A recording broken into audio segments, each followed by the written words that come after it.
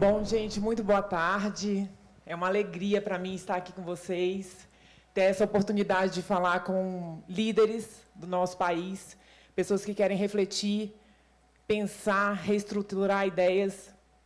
E faço um agradecimento especial para os nossos 30 alunos, né? Vieram 26 alunos e 2 professores do SED 4, lá do Guará, né, que atende crianças de várias circunscrições aqui do nosso Distrito Federal. É com uma imensa alegria que nós falamos com vocês. A esperança de nosso país prosperar está em vocês e que vocês consigam refletir um pouco, né, romper cadeias. Vamos falar um pouco disso no painel de hoje, prisões internas, e começar a refletir sobre o que é liberdade e a verdadeira liderança, o que seria isso. Tá? Então, muito obrigada às professoras e aos alunos que vieram e estão aqui conosco, desfrutando desse fórum. E, na minha empreitada, como em 13 anos, né, de justiça criminal, estou acostumada a ver cadeias reais. E hoje, no painel, vamos falar sobre cadeias internas, prisões internas. E é uma grande honra mediar esse painel com 2 professores, pensadores admiráveis, que vão conduzir a nossa reflexão. Passo a palavra primeiro para o professor Denis, em seguida para a professora Maria Nazaré, e após trarei algumas reflexões, perguntas, questionamentos. Perfeito, muito obrigado. Gostaria de agradecer mais uma vez pelo convite. Eu sempre me sinto em casa, em Brasília, cidade na qual, inclusive, Bárbara e eu moramos. Quando me pediram para refletir sobre a questão da liberdade numa perspectiva do indivíduo, portanto, nós não estamos falando de liberdade em sentido da liberdade que o Estado pode proporcionar ou garantir, ou coisa parecida, eu acabei me lembrando, naturalmente, de uma longa tradição filosófica que se origina já no mundo antigo. Existe uma frase do Sêneca, que foi um dos maiores pensadores estoicos da história. O Sêneca, ele diz, veja, existe um dado objetivo bastante duro para todos nós. Nós somos efêmeros. A morte nos acompanha a todo momento. Na melhor das hipóteses, eu sei que tem alguns meninos mais jovens aqui, mas daqui a 80, 90 anos, estourando, nenhum de nós estará aqui. Então, a nossa passagem por aqui é rápida, portanto, pensar a respeito dessa passagem é algo que faz completo sentido, exatamente para que nós possamos tomar as melhores decisões. E uma forma muito eficaz de se fazer isso, segundo o próprio Sêneca, é frequentando o pensamento daqueles que nos antecederam. Sêneca tem uma passagem linda que ele diz, estudar filosofia, frequentar as coisas da filosofia, é como acrescentar eras a uma vida muito rápida, muito passageira. Então, quando você contempla o modo como essas pessoas pensaram e os caminhos que elas desenharam, nós estamos acrescentando épocas e épocas a uma passagem muito rápida por aqui. Tudo bem, tem gente que passa uma vida inteira sem se fazer perguntas basilares do porquê estamos aqui, qual é o melhor tipo de vida que nós podemos ter. São os apedeutas da vida, nós não podemos salvar todas as almas. Mas, na medida das possibilidades, um esforço nesse sentido coloca a existência noutra perspectiva. E quando eu olho para o mundo antigo, existe uma nota característica, uma nota fundamental que eu quero compartilhar com vocês. Portanto, a vantagem de ser um professor de filosofia é que eu posso me proteger citando os filósofos, né? Essa tradição filosófica que vai desde o surgimento do pensamento racional, elaborado filosoficamente ali com Tales de Mileto, 600 anos antes de Cristo, até por volta do período helenístico da filosofia, exatamente quando termina essa corrente estoica, epicurista da filosofia, existe um traço comum entre eles que é: a natureza nos dotou de um instrumento extraordinário para compreendermos a realidade. E o nome desse instrumento é logos, é razão, é intelecto. O intelecto não é um fim em si mesmo, a razão não é um fim em si. A razão é um instrumento como qualquer outro instrumento. E é um instrumento de sobrevivência. É um instrumento que, se bem acionado, ele permite uma existência de tipo superior.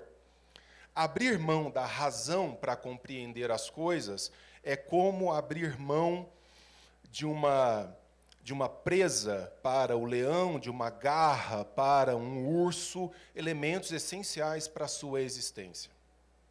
Filósofos como Platão e Aristóteles vão colocar a razão, a vida intelectual, como a nota distintiva do ser humano. É aquilo que nos caracteriza como seres humanos. E qualquer possibilidade que nós tivermos de projetar uma vida livre / feliz, porque esse binômio na história da filosofia caminha de maneira imbricada, liberdade e felicidade, nós temos que fazer uma coisa sem qualquer concessão. Abordar a realidade como é, na sua dureza, na sua realidade. O real existe, o mundo está dado, e buscar a sua compreensão segundo uma dinâmica racional. Porque o fato de nós sermos potencialmente racionais não significa que nós sejamos exatamente racionais a todo momento. Por quê? Nós podemos abrir mão da razão enquanto forma de compreensão da realidade. E o apelo irracional é gritante.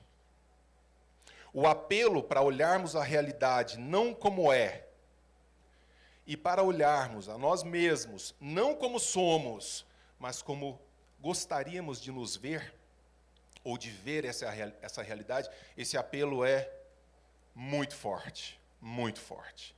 Mentir para si mesmo, mentir na leitura dessa realidade é algo que pode acontecer com muita facilidade. Eu faço uma rápida provocação do tipo, se vocês pensarem nas maiores besteiras que vocês fizeram na vida, eu não tenho medo de errar em afirmar que em praticamente 100% das vezes vocês abandonaram as mensagens que a razão estava te indicando, o caminho que a razão estava te indicando, e você resolveu fazer uma coisa que todo idiota faz, e alguns são profissionais. Vou ouvir o meu coração. Vou ouvir a minha intuição. Isso daí é o sinal claro de que você está a pouco de fazer uma grande besteira, porque o seu intelecto está gritando, o caminho está bem estabelecido. Então, quando eu olho para essa filosofia e que coloca eras à nossa vida, a provocação que fica é, se nós quisermos realmente ser livres, primeiro, abordar racionalmente a realidade, uma perspectiva pragmática do mundo. Uma perspectiva pragmática significa dizer pragmatos, pragmata no grego, as coisas como são, a realidade como é. Eu estou disposto realmente a enfrentar as coisas como são? Essa visão dura da realidade, que me confere um grau extraordinário de autonomia, porque uma das coisas que ficam muito claras é, se eu abordo racionalmente a minha realidade, e se eu não estou disposto, de maneira hipócrita, a negociar com as respostas, você começa a perceber muito claramente que existe uma dimensão enorme do mundo a respeito da qual você não pode fazer absolutamente nada, ou muito pouco. Muito pouco. E, às vezes, nós passamos um percentual enorme da nossa existência nos ocupando daquilo a respeito do que nós não podemos fazer nada. Isso é ser escravo. Isso é uma mentalidade subserviente que não percebeu exatamente o papel que nos cabe, aquilo que pode ser realmente feito. Então, se você analisar friamente, aquilo que nos diz respeito, aquilo sobre o que podemos fazer, é um universo muito restrito. Bastante restrito. Quando eu acordo de manhã e fazer essa separação que foi sugerida por um outro filósofo, que foi escravo, inclusive, Epiteto, ele vai dizer, olha, separa antes de tentar qualquer coisa aquilo que não está sob seu domínio, daquilo que está sob seu domínio, e opere exatamente nisso. Opere exatamente nesta porção. E no modo como a impressão bate em você, entenda aquilo que é uma coisa típica da natureza, típica da vida, que é inescapável, e que não deve ser motivo de temor, nem de ódio, nem de ira, nem de nada disso. Por exemplo, vou dar um exemplo aqui que é muito comum na história da filosofia antiga, temer a morte. Isso é uma coisa bem pouco inteligente. Temer aquilo que é inevitável não me parece muito sábio. Né? Então, o problema não é temer uma coisa que seja inevitável, porque a respeito da morte não há nem o bem nem o mal. É um dado. É um dado. Não há o bem e o mal naquilo que é um dado de fato. Não há um bem ou um mal em falar que eu sou bípede, que eu tenho um tronco, que eu tenho 2 braços. Não há um bem ou um mal nisso. O bem ou o mal se colocam naquilo que pode ser motivo de decisão. E o problema é que tipo de decisão eu estou tomando de acordo com os instrumentos que me são dados diante da realidade que se coloca diante de mim. E quando eu olho para o mundo de hoje, o destino me desgraçou quando me jogou nessa época, tudo o que eu vejo é um monte de gente delirando. Delirando. E me entristece mais, obviamente, quando eu estou entre os nossos e vejo alguns dos nossos delirando. Isso me incomoda sobremaneira, o que significa dizer que nós temos que cuidar melhor do nosso processo formativo, exatamente porque nós, que nos dizemos defensores da liberdade, não podemos fazer isso de maneira antilógica. Nós não podemos nos dar ao luxo de agirmos como um elefante, um rinoceronte na loja de louças, porque nós achamos que esse é o momento de agir bruscamente ou de qualquer outra forma. As respostas estão dadas. O banquete está sobre a mesa. A nós cabe simplesmente olhar o que funciona, olhar o que não funciona e não delirar. O grande problema desta realidade disruptiva é que ela cria uma dimensão de vida na adrenalina, na emoção, que vai chamando outra emoção, e que chama outra emoção. Um dia sem uma grande desgraça para eu comentar é um dia perdido. Mas que hora que nós estamos lendo? Que hora que nós estamos refletindo? Seriamente? Respeitando um legado de 25 séculos de tradição, de homens e mulheres seríssimos que pensaram antes de nós oferecendo soluções. Um dos grandes orgulhos que eu tive, que eu tenho ao fazer parte do movimento na defesa da liberdade, e eu sou bem agressivo na defesa da liberdade, é dizer, os meus estudam, os meus leem, os meus se preparam, os meus não perdem o bom senso na hora em que nós precisamos de bom senso. Eu começo a ficar preocupado.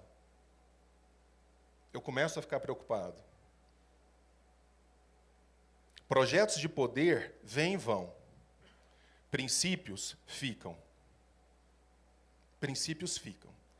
E se tem uma coisa que um princípio não pode ser, segundo as boas regras da razão e de uma boa compreensão da realidade, é ser caprichoso e ocasional. Um princípio ele não pode discutir com o seu tempo histórico, porque senão vira casuísmo. Vira casuísmo. E o casuísmo leva à irresponsabilidade, leva à irracionalidade. Eu não gosto de um país que vive de esperança como o nosso. Porque a esperança é filha da irracionalidade. A esperança me soa como algo do tipo, alguém há de fazer alguma coisa para resolver isso daqui. Eu prefiro propósito. Que essa nação fosse filha de um propósito. Alguém outro dia entrevistou uma grande pensadora, a cito por ser conhecido o autor sobre ela e por estar ao lado de duas mulheres magníficas. Ayn Rand foi entrevistada pela célebre, então, revista Playboy, nos anos 60, nos Estados Unidos, e o entrevistador disse a ela falando de propósito, e o entrevistador disse a ela, mas Hitler tinha propósito, Mussolini tinha propósito. E ela responde, não. Eles tinham uma visão caprichosa da realidade.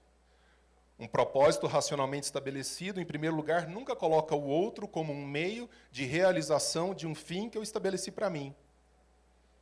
Primeira coisa, primeiro elemento. Quer dizer, eu não posso me valer de você como uma coisa, na filosofia nós chamamos isso de reificar as pessoas, coisificar as pessoas, para fazer algo que, para mim, faça algum sentido. Portanto, eu insisto nessa ideia de uma abordagem estritamente racional. Denis, mas você está dizendo que a gente não pode se emocionar? Que a gente não pode ter slogans? A gente não pode gritar? Que vida seria essa? Uma vida robótica? Não, eu não disse isso. Eu disse que a gente deve estabelecer aqui hierarquias sobre aquilo que manda e aquilo que não manda dentro de nós. A questão é de hierarquia. É impossível você aniquilar os elementos irracionais ou emocionais, sentimentais da sua existência. Isso dá um colorido todo especial à vida. Isso é maravilhoso. Mas, como ensina Platão na sua descrição da alma, ele vai dizer, a alma é tripartite. E depois Aristóteles o acompanha nisso, professora. A alma é tripartite. Existe ali uma parte de dimensão de apreço às coisas materiais, né? Aquelas coisas que nós gostamos de um celular de última geração, a gente busca isso, a gente trabalha para ter uma casa mais confortável. Existe uma dimensão irascível, que é uma parte mais apaixonada, um elemento mais de ira da nossa existência, e a ira é fundamental para existirmos. É preciso ira. Imagine para um embate de maneira... Você não vai para um embate dizendo, e aí, vamos nessa. Você tem que estar com o sangue injetado.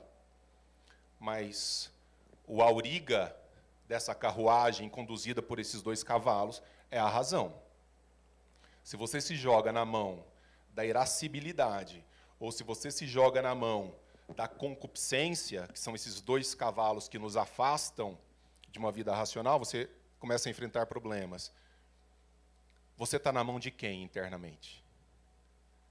Se você estiver na mão de qualquer outro desses dois cavalos, você não é livre.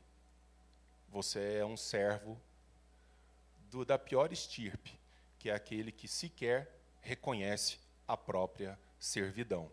Mas se você se coloca conduzido pelo auriga, os resultados tendem maximamente a ser bem melhores, assim nos ensina a história. Muito obrigado a vocês, uma honra.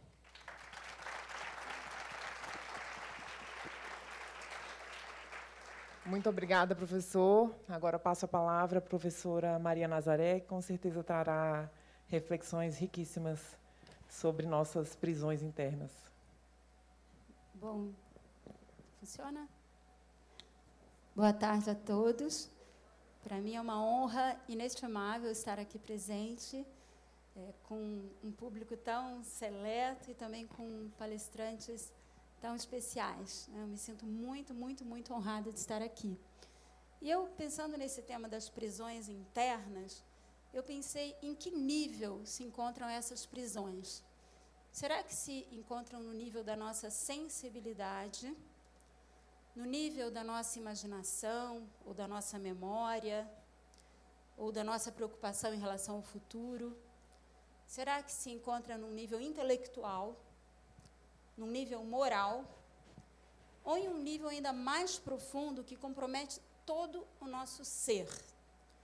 Eu diria que há níveis diferentes de prisão, como há níveis diferentes de liberdade.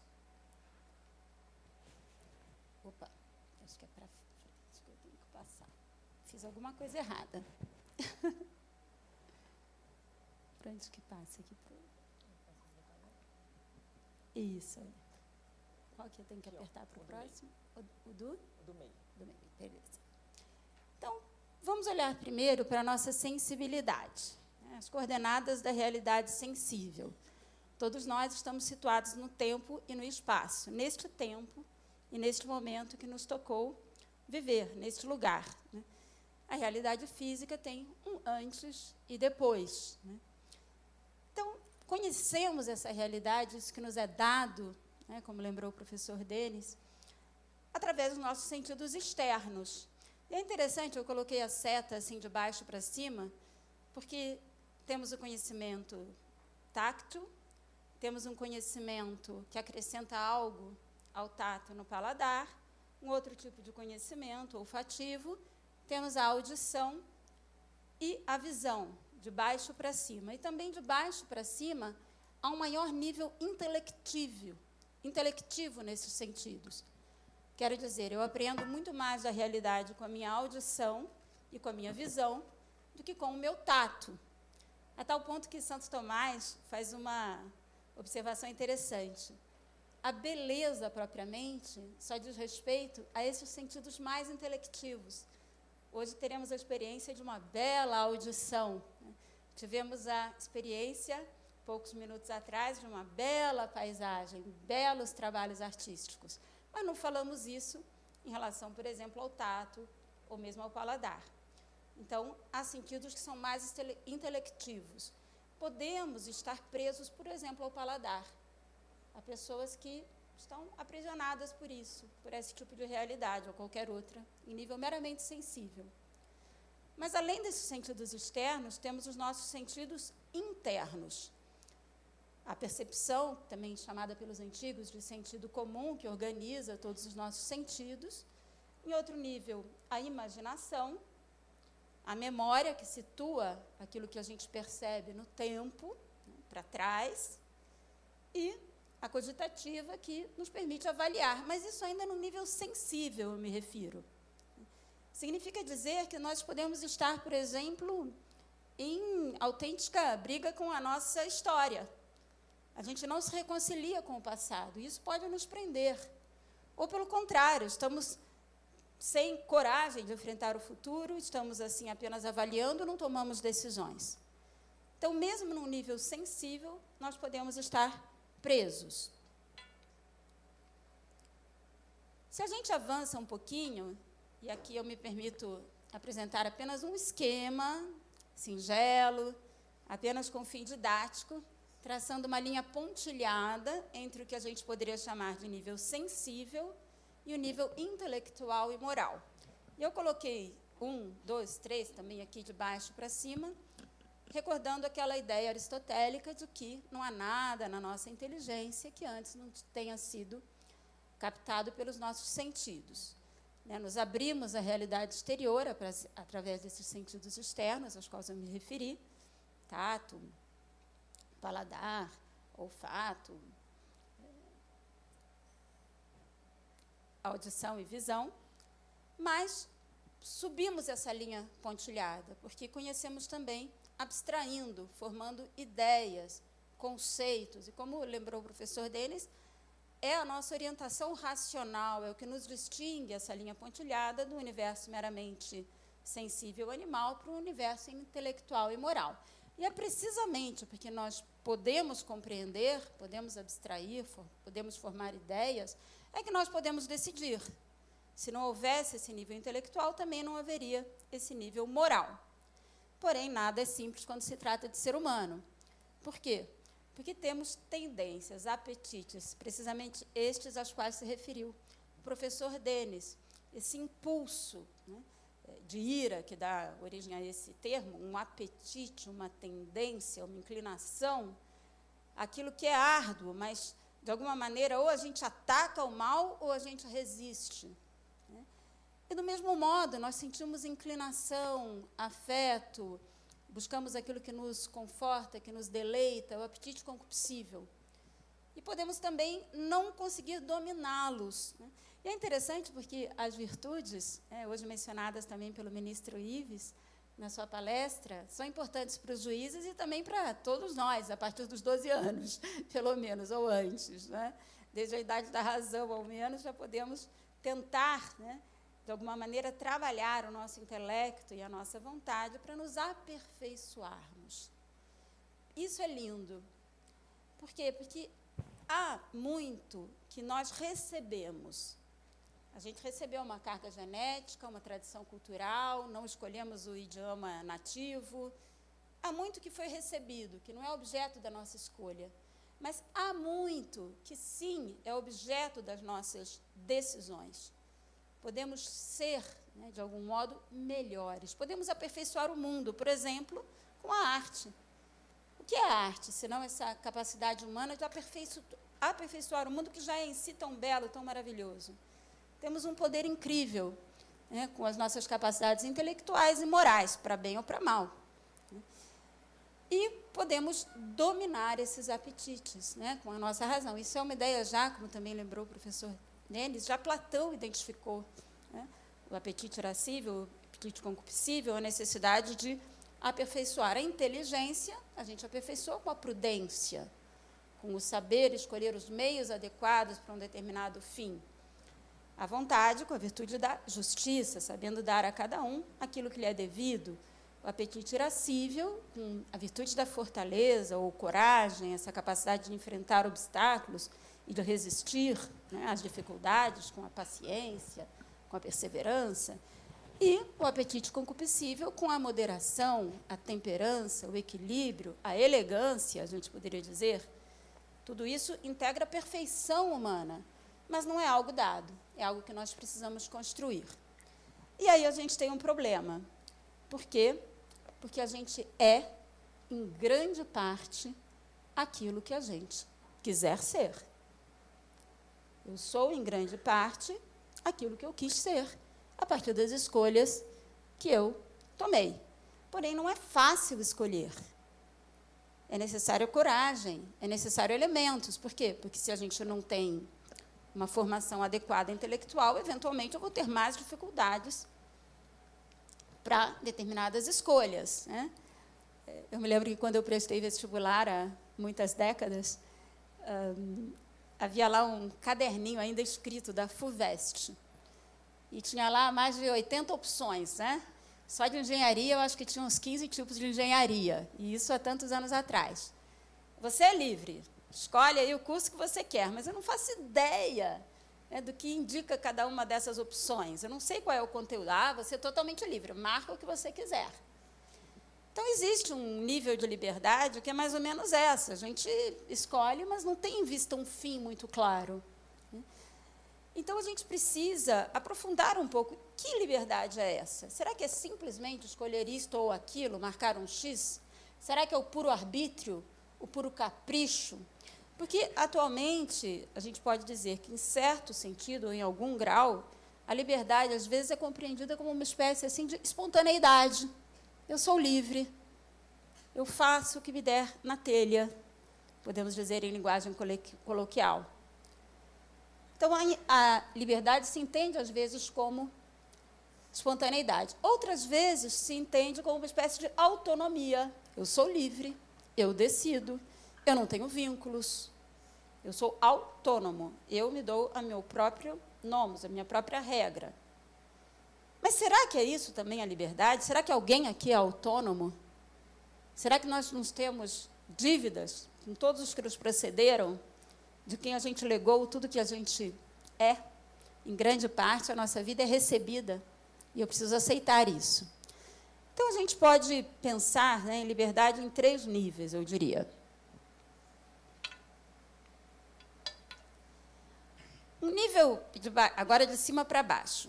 No primeiro nível, eu falaria, para dizer de algum modo, liberdade, livre-arbítrio. Então, eu escolho isto ou aquilo. Por exemplo, eu escolhi fazer direito. Poderia ter escolhido fazer outro curso qualquer. Fui livre, escolhi aquilo que eu quero. Bem, é um primeiro nível. Ou, por exemplo, eu sou daquelas que aprecio vinho. Então, eu quero tomar uma taça de vinho. Ótimo. Agora, eu quero tomar outra taça de vinho. Ótimo, você é livre. Agora, a 6ª taça de vinho. Você é livre, livre-arbítrio. Mas há um pequeno problema. É que essa escolha começa a comprometer as escolhas posteriores. Por quê? Porque eu sou alguém que ocupa um lugar no tempo e no espaço. Tem algo que me foi dado, que é a minha natureza. Eu não tenho controle sobre ela. Então, eu vou adquirir uma tendência, a partir das escolhas que eu fiz. eu me torno uma pessoa dependente e cada vez mais de me enebriar alcoolicamente, porque meu apetite concupiscível me inclina a isso. E eu perco o controle, de algum modo. Por quê? Porque essa não é a única faculdade da minha riquíssima natureza humana. Não tenho apenas apetites, eu tenho também razão, eu tenho também vontade, capacidade de autodomínio. Mas, se a gente ficar apenas no primeiro nível da liberdade, a liberdade é poder escolher o que eu quiser, né, sem um compromisso com o tempo, eu vivo no sincrônico, no momento aqui e agora, e não penso que a escolha que eu faço agora tem consequências daqui a pouco. Às vezes eu vejo pessoas que dizem, eu me reinventei. Não. De alguma coisa você partiu. Ou seja, algo que me foi dado. E há limites nessa minha, entre aspas, reinvenção. Por quê? Porque eu já fiz algumas escolhas e elas incidem sobre a minha natureza. Isso me traz tendências adquiridas para o bem ou para o mal. Então, a gente chega num segundo nível de liberdade, que eu chamo de liberdade de qualidade, ou liberdade para a excelência, ou, se a gente quiser, simplesmente virtude, virtus, no sentido de capacidade. Eu sou livre porque eu sou capaz de orientar a minha vida em direção a um determinado fim. Então, eu aprecio o vinho, muito bem, e, às vezes, a gente vai viver a magia do momento, mas eu não vou perder as minhas faculdades intelectuais, a minha capacidade de raciocinar, em função de saber apreciar. Aliás, se eu começo a, digamos, reiterar a minha taça de vinho, o que acontece? Eu perco até a capacidade de apreciar um bom vinho. É incrível como a gente pode destruir a nossa natureza a partir de escolhas más. Mas por quê? Em função do fim. Por isso que a liberdade, nesse segundo nível, tem a ver com razão, tem a ver com fim. Por exemplo, eu acho que todos nós estamos de acordo de que, para o fim que nos propomos neste evento, essa configuração, uma espécie de palco, um auditório com inclinação, parece adequada. Se aqui a ideia é fazer uma apresentação, essa disposição parece adequada a esse fim. Agora, se fôssemos usar esse mesmo espaço para um baile, danças, não estaria adequado. Seria necessário afastar todas as cadeiras o mais possível para as paredes. Por quê? Porque, tendo em vista este fim, esta disposição não seria adequada. Portanto, num nível maior de liberdade propriamente dita, liberdade enquanto capacidade de fazer escolhas excelentes. Então, como também lembraram de manhã, eu quero cursar medicina. Bom, tem algumas providências que eu preciso tomar para atingir esse fim, porque, senão, não vou alcançar, simples assim.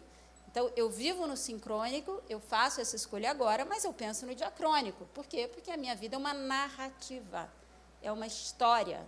As escolhas que eu faço agora comprometem, em algum grau, as possibilidades de escolhas futuras. Isso é um dado da realidade.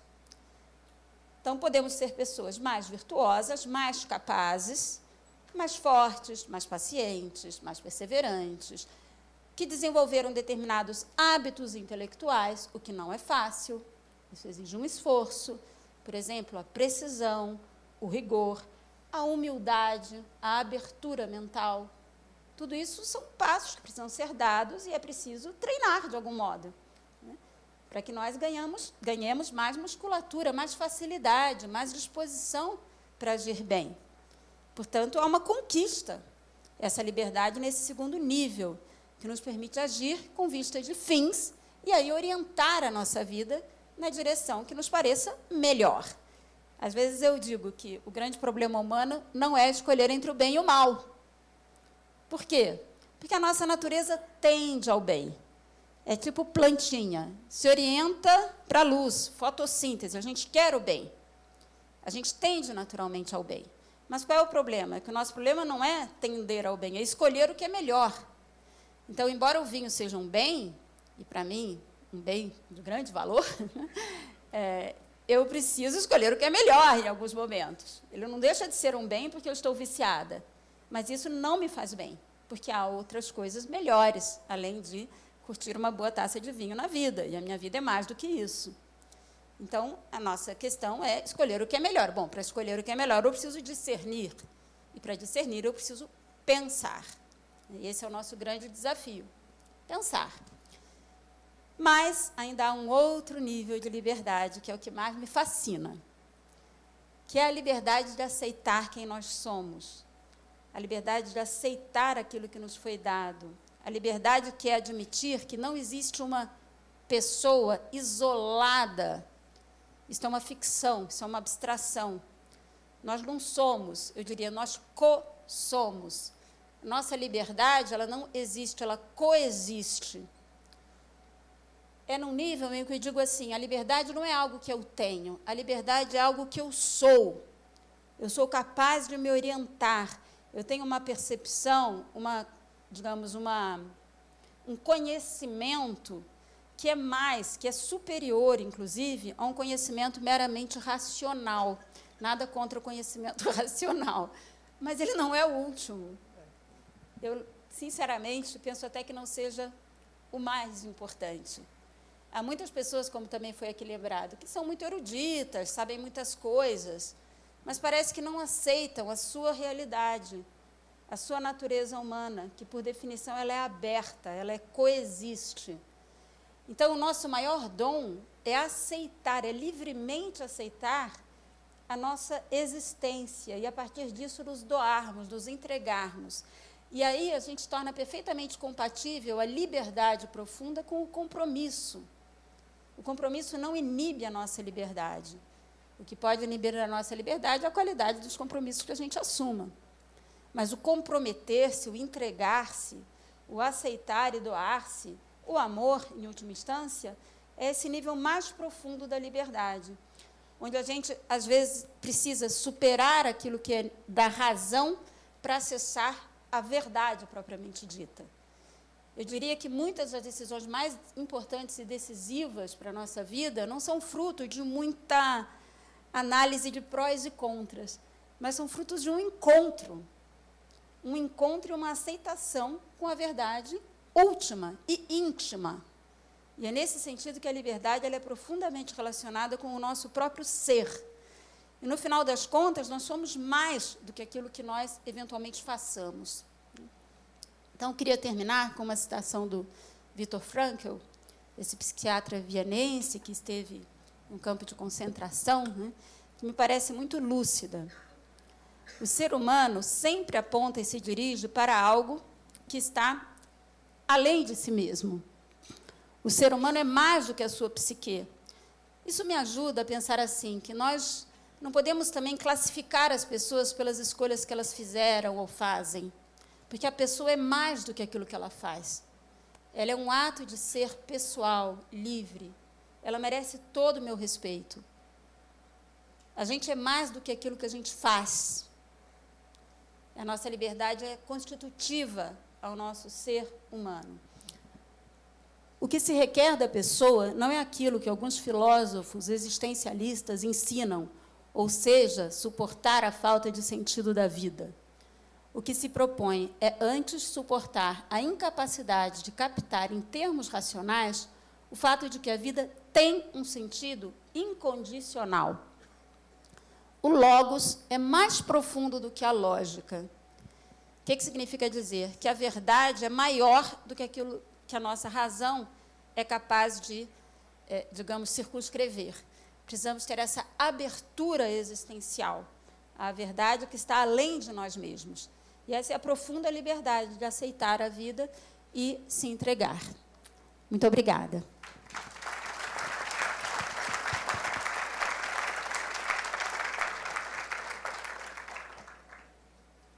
Eu fiquei muito impactada, muito emocionada com o discurso de vocês. Acho que todos sentimos aí o poder dessas palavras tão sábias. É muito interessante quando o Denis traz uma avaliação constante de razão, né, causa e efeito, e eu palestro muito em escolas para ensino fundamental. E eu bato muito nessa tecla de que as escolhas hoje de vocês vão gerar frutos em breve. né? Às vezes, uma aptidão que você adquire com matemática, com português, aquilo ali vai gerar frutos para você para o resto da vida. Relações que você faz hoje já vão trazer grandes efeitos. Então, avaliar sempre, isso funciona? Não funciona? Os resultados, de uma maneira racional, não está funcionando? Eu preciso trazer a responsabilidade para mim, mudar as causas para ter outras consequências. E, por outro lado, essa visão de que o sentido está no servir, no dar. A nossa natureza humana é profundamente generosa. A natureza é generosa, né? E viemos aqui da natureza. Então, faça essa observação, porque é algo também muito transformador quando você consegue captar que nós estamos aqui para crescer e contribuir, né? Não existe algo individual. Estamos aqui para colaborar e crescer e contribuir, servir. Bom, e queria trazer uma dúvida, um questionamento. Quando nós vemos tantas coisas dando errado na sociedade, né? Eu trabalho com justiça criminal, então eu vejo a pior consequência que se pode chegar até o Estado, que é um crime.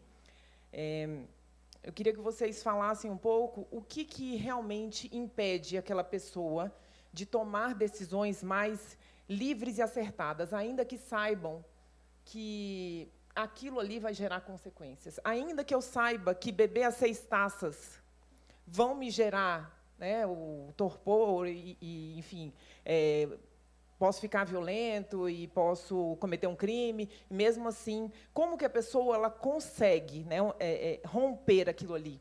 Porque isso não é fácil. Até na questão do peso, por exemplo, nós vemos a indústria farmacêutica ganhando muito dinheiro atualmente, porque as pessoas não conseguem parar de comer, né? Então, como que a gente consegue realmente romper essas prisões internas? Porque impulsos, os sentidos, muitas vezes nos aprisionam. Então, gostaria que vocês trouxessem reflexões sobre isso. Esse é todo o desafio da formação, né? A tarefa nobilíssima de formar para a liberdade e formar na liberdade, ou seja, formar na capacidade de fazer escolhas excelentes, né? E também tendo em conta que aqui nós temos adolescentes, jovens, né? Eu acho que vale a pena lembrar, né, que há algumas decisões que a gente toma na adolescência que podem comprometer toda a trajetória de vida. Então, e é realmente uma fase desafiadora da vida. Por quê? Porque a gente ainda não tem todos os elementos. A gente ainda não sabe exatamente quais consequências determinadas decisões podem acarretar. E, no entanto, irão acarretar. Por exemplo, eu vou ser uma pessoa que estuda ou vou ser uma pessoa que não estuda? Não é que estudar isto ou aquilo seja o mais relevante, não é. O mais relevante é que atitude eu vou ter perante a minha possibilidade de aprender. Então, existem, na verdade, 6 decisões, né, classicamente, que se associam. Decisões que a gente toma na adolescência, mas que têm esse poder de comprometer toda a trajetória de vida. Se você resolve não estudar, simplesmente curiosear e não aplicar o seu entendimento a pensar, possivelmente seus próximos 40 anos de vida estarão, em algum grau, comprometidos. Depois, que atitude eu vou ter, por exemplo, em relação ao sexo e ao namoro? Eu posso ter uma atitude inteligente ou posso ter uma atitude inconsequente, com graves consequências emocionais, físicas, metafísicas. Por quê? Porque é algo que é importante, diz respeito à nossa intimidade. Que amigos eu vou ter? Outra decisão. Que amigo eu quero ser? Outra decisão. E a gente decide. Eu posso escolher os amigos. E há escolhas que podem me levar por caminhos, por derroteiros muito perigosos. Mas é uma escolha que a gente faz. Então, isso a gente faz na adolescência. A gente sabe o quão boas amizades podem favorecer um desenvolvimento harmônico da nossa personalidade. Mas eu preciso escolher quem eu quero que seja meu amigo e que amigo eu quero ser. Que relacionamento eu vou ter com os meus pais? Eu vou aceitar ou eu vou desafiar? Porque amigos, talvez os que eu tenha hoje não sejam exatamente os mesmos que eu tinha há 15 ou 20 anos atrás. Mas pais são exatamente os mesmos. São para toda a vida. Então, que atitude eu quero ter em relação aos meus pais? Eu posso aceitar e, a partir disso, construir algo que seja positivo, duradouro, ou não. A gente é livre. Drogas e dependências. Não há nada mais fácil do que adquirir tendências ruins. E todos nós, em algum grau, vivemos a batalha, por exemplo, de se libertar do vício de estar totalmente focado no Instagram, nas notícias, no que seja. E é preciso vencer essa tendência. Mas eu posso me tornar uma pessoa totalmente refém de quaisquer dependências, sejam de bebida, de comida, de álcool, de drogas, de pornografia. Lamentavelmente, afeta profundamente a vida de muitas pessoas, homens e mulheres, mas é uma decisão que traz consequências. E, finalmente, uma decisão que eu considero talvez a mais importante, que é: eu vou me valorizar ou eu não vou me valorizar? Eu, algumas vezes, dei aula também para adolescentes, assim, também em bairros periféricos, fazendo trabalhos sociais, e eu usava essa é a imagem, né, de uma joia e de uma bijuteria. Às vezes, a gente acha que a gente é uma bijuteria. Bijuteria é algo descartável, sem valor, que a gente pode perder, que o prejuízo não é grande, que se encontra em qualquer lugar, né? Você compra de baseada. E uma joia já é aquele objeto, né, de família, que vem assim numa incrível embalagem, cujas lojas requerem seguranças especiais, né, único e irrepetível. Então, às vezes, a gente acha que a gente é uma bijuteria, mas cada pessoa é uma joia. Aliás, é a maior joia. Por quê? Porque não existe uma igual à outra. Cada uma tem possibilidades únicas, singulares. Às vezes, eu digo, toda pessoa traz uma novidade para o mundo. Pode ser uma pessoa com deficiências profundas. Essa pessoa trouxe uma novidade para o mundo. Cada um de nós tem o seu legado, né? Então, temos que nos valorizar. E isso parte por aceitar.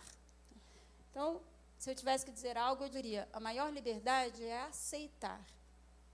Aceitar. A partir daquilo que a gente conhece, a gente aceita. E aí a gente está em condições de se doar, né? Então, eu acredito que, para as decisões serem mais acertadas, né, desde a fase mais tenra da nossa existência até a nossa adolescência e maturidade, é importante ter essa atitude aberta, de aceitação, e reconhecer o imenso valor que nós temos e, a partir disso, procurar fazer escolhas mais sadias, mais inteligentes, com mais atenção às consequências. Eu estou ouvindo a brilhante explanação da professora e estou pensando, eu acho que eu me tornei um homem horrível. Veja, eu discordo respeitosamente de algumas coisas que foram ditas aqui. Eu não acho que nós sejamos seres maravilhosos, generosos, singulares, espetaculares. Não acho nada disso. Antes de tudo, nós somos seres biológicos. E na biologia, o que nós estamos buscando é sobrevivência. É existir da melhor maneira possível. E a gente discute processo formativo porque a gente está discutindo a melhor forma da nossa existência. Então, eu penso que nós somos seres profundamente egoístas. E que nós devamos ser assim, egoístas. O problema é quando o nosso egoísmo serve como desculpa para atropelar outras pessoas que têm a sua própria visão de mundo, seu próprio modo de ver. Por isso eu sou um defensor da liberdade e não de modos específicos de ser. Porque eu acho que tem pessoas que nasceram porque o espermatozoide pior acabou entrando ali, foi fecundado e nem deveria existir. São seres que não têm nada para oferecer mesmo. E o mundo está cheio de gente assim. De gente que está aqui só para pesar sobre a Terra, para ela não estilingar na Lua. Então eu tenho uma visão muito pouco romântica, não me aplaudam, não me estimulem. Eu tenho uma visão muito pouco romântica ou benéfica sobre o indivíduo, sobre o homem. Eu acho que a nossa grande beleza está numa capacidade de autodeterminação. De forma egoísta e de forma racional. A professora tem uma inteligência, e eu não brinco quando eu digo luminosa, mas quando ela fala de um encontro que vai para além da razão,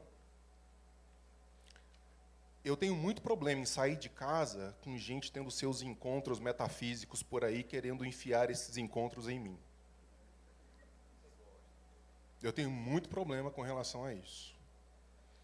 Eu tive uma visão de mundo, eu tive um encontro para além da razão, e pode confiar em mim, abraça aqui e vem junto.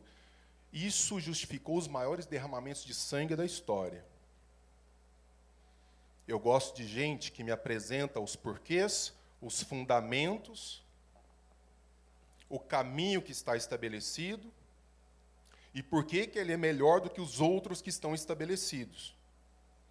E por que eu devo avançar com ele, independentemente do fato de que outras pessoas estão escolhendo outros caminhos. Isso é respeitado. Eu comecei a minha fala citando Sêneca. Sêneca diz assim: primeiro você se educa, depois você é livre. O brasileiro é um povo escravizado porque não se educou antes. O nosso sistema educacional, tem jovens estudantes aí, vou dar uma notícia para vocês. O sistema educacional de vocês, que é o nosso aqui, para ser péssimo, teria que melhorar muito. Pesquisas de agora, de poucas semanas atrás, dão conta de que 10% dos brasileiros dominam de maneira suficiente a própria língua. Eu sou professor universitário. Quase 40% dos meus alunos universitários são analfabetos funcionais. Eu não quero esses caras tendo encontros por aí, me dizendo das suas emoções, dos seus sentimentos metafísicos e como isso deve conduzir a vida em sociedade. Eu não tenho problema com eles terem isso. Mas eu não acho que isso deva ser, por motivos autoevidentes, a razão de ser da nossa existência, especialmente na vida em sociedade. Por que nós vivemos em sociedade? Por que nós somos animais políticos? Porque a vida em sociedade deve ser pensada para catapultarmos elementos individuais melhores de cada um de nós, não é isso? Quer dizer, então, agora, quando essa vida em sociedade se torna a aniquilação da possibilidade de eu oferecer o meu melhor, não faz sentido uma vida em sociedade. O grande problema, isso está na República de Platão, é criar uma ambiência que acolha os melhores de nós. Aqueles que nos inspiram, aqueles que nos movem, aqueles sobre os quais vamos nos apoiar para tocar o melhor da nossa existência. O grande problema é que Brasis aniquilam os melhores. A universidade na qual eu estou aniquila os melhores professores e pesquisadores. Se você tiver uma adesão ideológica, você é abraçado, você é cultivado. Mas se você se opõe simplesmente porque tem uma visão diferente, e as visões diferentes, a gente está fazendo isso daqui de maneira respeitosa, fazem parte do debate, isso é lindíssimo. Lá dentro, que deveria ser o centro nevrálgico do intelecto trabalhado, não se aceita. Não se aceita. Um evento desse aqui nunca seria organizado dentro de uma universidade federal brasileira. Isso é doente. Isso é uma perversão de todo sentido. Então eu insisto muito nessa ideia de meninos, tudo que vocês podem fazer para ter uma vida melhor, primeiro entender que quanto mais você estuda, mais você sofre. Porque o conhecimento te traz uma visão mais nítida da realidade, vocês podem não gostar do que vão ver. A ignorância é uma bênção. Ser burro é uma beleza. Você põe um funk, faz um churrasco e a sua vida é uma alegria. Por outro lado, você perde a chance de ver coisas absolutamente extraordinárias quando você não tem essa formação. Então, sem grandes emoções, toma um banho, toma um café e enfrenta o livro. Línguas estrangeiras, abertura de mundo.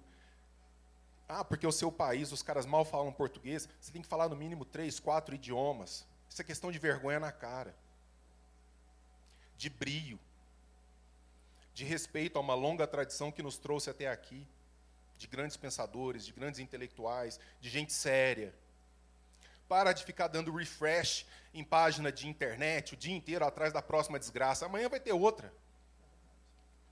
Você vive no país das desgraças. Amanhã, com certeza, tem outro escândalo. Outro presidente preso. Sempre tem. Cuide da sua formação e tome a você mesmo como o maior dos seus projetos. E leve isso a sério. É o melhor que você pode fazer. Quanto aos outros, se eles estiverem no seu horizonte moral, ajude-os. Mas a pergunta coletivista do tipo, o que nós devemos fazer pelo outro, ela está posta de maneira errada. Você não deve fazer nada por ninguém. Você pode fazer. Esses que dizem, você deve fazer alguma coisa por alguém, são os primeiros a te arrebentarem na primeira curva. Quando alguém pega na sua mão e diz, deixa, vem comigo, eu vou te ajudar. Quando vem a fatura, eu gosto do cara quando diz o seguinte, no meu entender, isso pode funcionar. Conte comigo, porque isso, no meu entender, pode funcionar. Então não é para não ter compaixão. Esse é o verdadeiro sentido de compaixão. Na compaixão não há sacrifício. O sacrifício, como alguém já ensinou, é trocar uma coisa que para mim é mais importante por uma coisa que para mim é menos importante. Isso é sacrifício. Homens livres não fazem sacrifício, fazem escolhas e respondem pelas suas escolhas. Quando você estiver lá assim, eu vou me sacrificar por isso daqui, porque eu tenho que ser generoso. Desculpa, velho, eu quero você longe de mim. Distante. Então, assim, nossa, muito gentilmente eu faço isso, é porque eu sou um homem amargo, minha vida é uma merda. Não, porque eu não sou nada romântico, eu tenho uma visão muito dura. Como é que vocês aplaudem um absurdo desse? Fico por entender. Mas eu tenho uma visão muito, muito pragmática, muito dura da natureza humana. Nós não somos nada maravilhosos. Nós podemos ser. Nós podemos ser maravilhosos, tem coisas maravilhosas. Mas a quantidade de gente para prejudicar essa visão que tem por aí, e a melhor forma que a gente tem para fazer, para combater esses piores modos e evocarmos os melhores modos, está no nosso processo formativo, como disse a professora, nos educarmos da melhor maneira possível. Eu vou lutar pela liberdade, viva a liberdade, não sei o quê. Você não está estudando, você não lê, você não pesquisa. O movimento liberal brasileiro andou nos últimos meses para trás em anos. Porque se engajou numa luta por um poder, mas na hora de nos colocarmos na defesa dos princípios, os caras estão tomando couro em podcast, porque não estudam. E se você não entende minimamente o fenômeno da liberdade, você não pode defendê-lo bem. Você não consegue defender bem aquilo que você não entende bem. Parei. Obrigado. Desculpa. Nada. Vocês vão me desculpar. Eu adoro vocês, de verdade. Eu tenho uma pergunta que tem a ver com isso. Você vai ficar satisfeito de responder? Não sei. A liberdade exige, muitas vezes, abrir mão da zona de conforto. Qual o papel do sofrimento nesse processo? É a prisão ou é a porta de saída? Vou deixar a professora. Agora ela vai me esculhambar. Ela vai ter meia hora para me esculhambar inteiro. Não, o estoico é ele.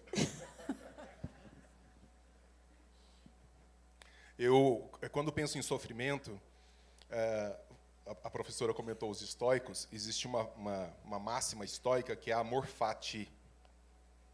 Abrace a vida como ela é. Abrace a vida como ela é. às vezes, um membro da família, às vezes nós mesmos, né, somos acometidos de uma doença séria, recebemos um diagnóstico ruim. E aí eu acho muito interessante o ser humano, né, que chega assim no médico e fala assim, fala devagar, doutor, isso que eu tenho. Mas o que significa isso exatamente? Não vai com tudo, não. Você quer um abraço? Você está carente? Eu ia falar outra coisa, mas ela ia soar pornográfica. Então, me diga aí o que eu tenho. Tem saída? Não tem saída? Qual a solução? Qual o diagnóstico? Qual é o prognóstico? Há alguma coisa a ser feita? A vida é sofrimento. É dor. Dói estar aqui. Dói viver. Todos nós temos nossos dilemas. Toda hora, como diz Jean-Paul Sartre, um filósofo contemporâneo, nós estamos condenados à liberdade, nessa dimensão mais lata, né, de toda hora, que roupa eu vou colocar? Eu vou falar isso? Não vou falar isso? Que perfume eu vou passar? Vou passar perfume? Quer dizer, tudo das coisas mais basilares, é sempre esse incômodo das escolhas, das possibilidades. Então, o problema não é o sofrimento, é como eu lido com ele. É como eu lido com ele. Se eu me faço vítima dele, me entrego, e sou tragado pela vida, de maneira passiva, e tem uma imagem, para citar mais uma vez, eu nem era planejado falar tanto de estoicismo, mas uma imagem estoica que é o seguinte, a vida tem o seu próprio ritmo, né? A existência, o mundo, as coisas como são, etc, etc. Então, e nós somos seres atrelados a essa vida, como se fosse um carro, e a gente tivesse amarrado em cordas, sendo puxado por essa vida, a vida como ela é. E aí algumas pessoas se rebelam diante do sofrimento da vida, elas se rebelam. Não, eu não vou aceitar essa morte. Eu não vou aceitar essa doença. Como se isso resolvesse alguma coisa. Sabe o que esse carro vai fazer? Ele vai te puxar amarrado numa corda, ele vai te arrebentar até o fim. Porque para você, a vida, o curso da história, em relação a você, é absolutamente indiferente. Absolutamente indiferente.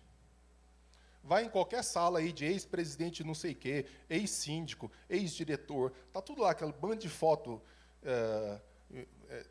tudo apagando, e você achando que é a última, o pacote, a última bolacha do pacote. Não é.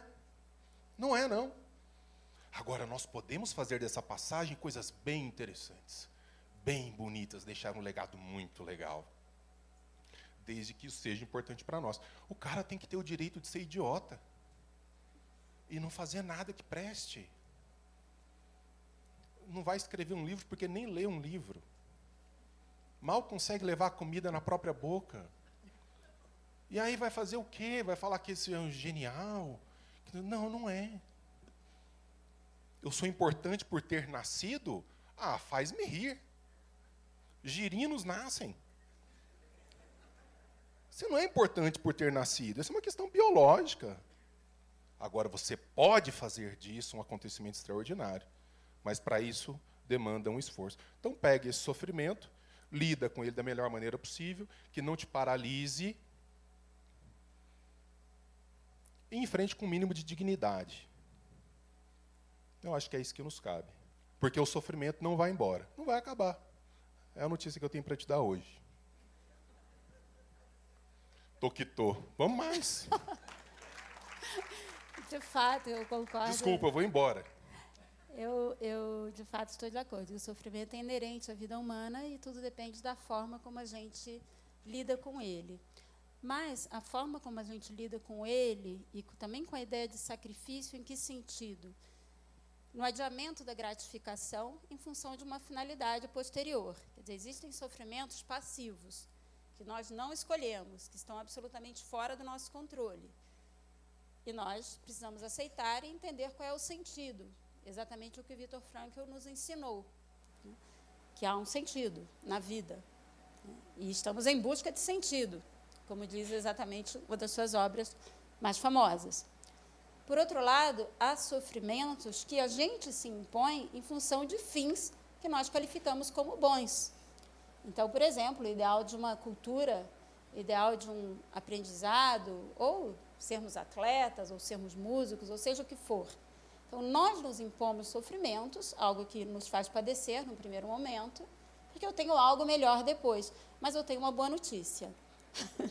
Diretamente de Aristóteles, que nos diz que a felicidade tem muito a ver com a qualidade das nossas escolhas.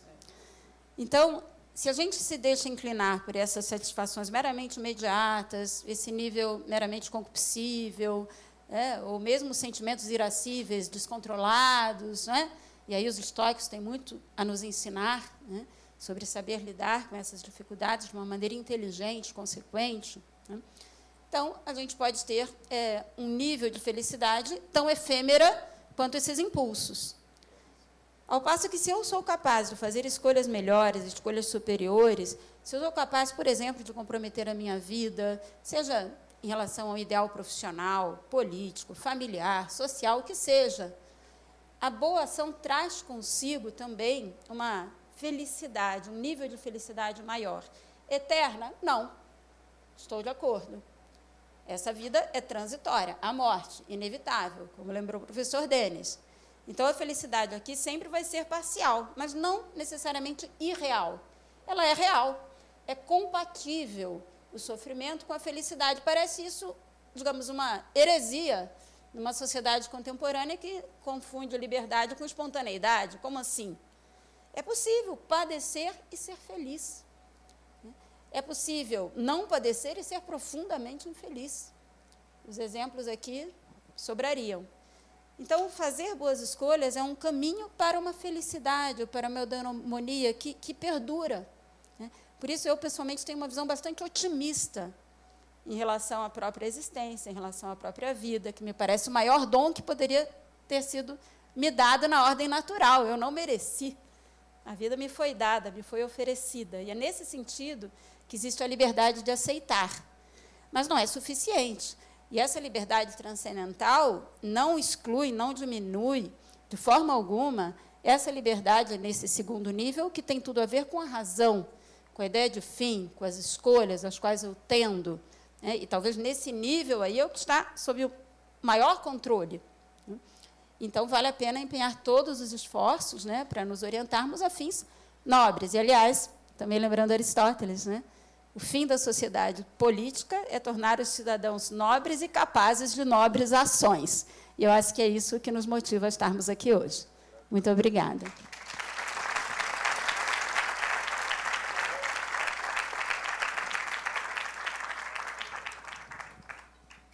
Bom, eu agradeço que nós consigamos aí fazer boas escolhas, né, ao longo da nossa vida, que esse painel tenha servido de inspiração para a nossa maturidade. Eu entendo o conceito de maturidade como pagar os preços necessários para colher aquilo que queremos. Precisamos nos apaixonar pelas causas que vão gerar os frutos que a gente quer colher, né? Não adianta eu achar que vou plantar batata e vou colher melancia. O sofrimento, até quando você vai e faz uma atividade física, você sofre. Para quê? Para ter mais saúde, disposição, beleza, inúmeros benefícios. Então, que a nossa maturidade seja desenvolvida a partir do conhecimento das nossas prisões internas e consigamos fazer melhores escolhas. Muito boa tarde, gente. Obrigada.